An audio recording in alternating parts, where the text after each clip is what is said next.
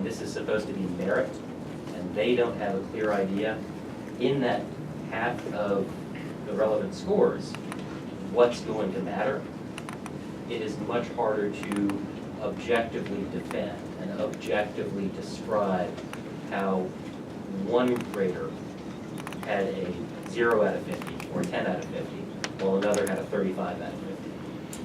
But it's gonna be that way regardless. Yeah, I disagree. I think that's, to me, that's the story of my life. I go to one class and write a paper, and the teacher's like, you know, that's a horrible paper. Another teacher give me an A for the same thing. So, but in order to get to where I need to be, I gotta score high with every class I take, or I'm not getting in to the next goal. And that's how it is sometimes. I don't know that that makes it I don't know that makes it up for, and I guess there's always litigation. We've already discussed that. So I guess I'd be more inclined to have, and a lot of the states have had large point scoring where they've had up to 1,000 points available, and they've not broken it down in all the subsections so much. And I think that still gives us a win. But even if you broke it down in the subsections, you'll still have the same scoring issue. There will still be some variation in the question of whether each component of Schedule 2A, B, C, and D is given the appropriate weight, was the question I was trying to ask, because Dr. Ramon did raise the question of whether the points within that were balanced well. If it is going to be just 20 different parts that are rated for 50% of the application without saying how each of those 20 factors in, that's a very different situation than knowing where those 50 points are most heavily weighted for review for a merit-based criteria.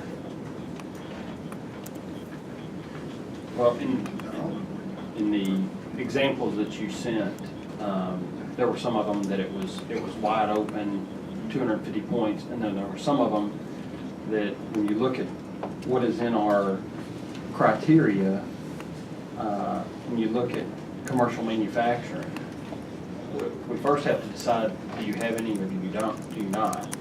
And then to what extent do you have that? And I think that's where a scoring system, while it may have one that says excellent, may have one that says good, you'll have either a 4 or a 5, and so that range won't be that one of us did not think that that was worth any points, one of us thought it was worth all the points.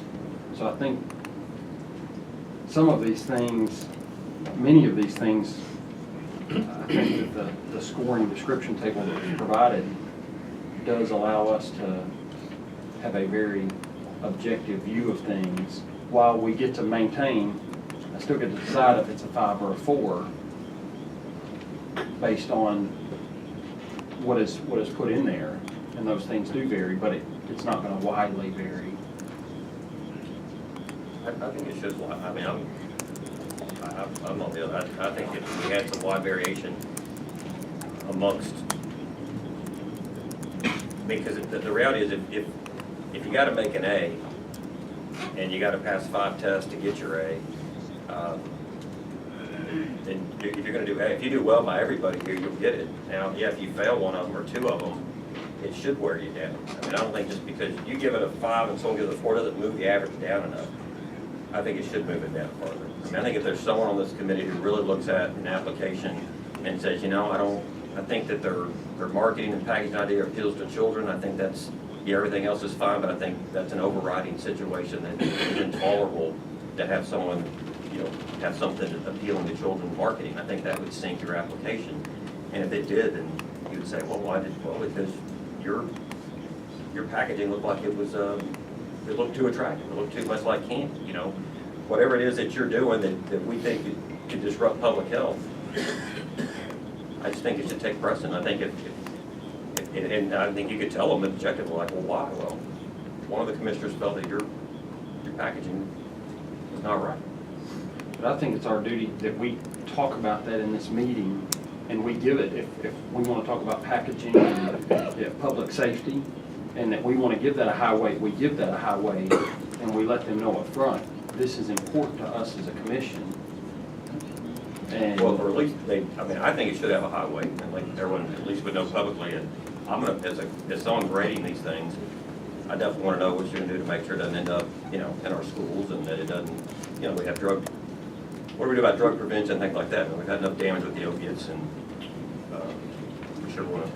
We just need to make it clear on the front end to the applicants exactly what's expected of them, and if that is not in there, they will not get a good score. But if it's left as one part of a big picture, then we can't provide that specific weight to things that we as a commission feel are important.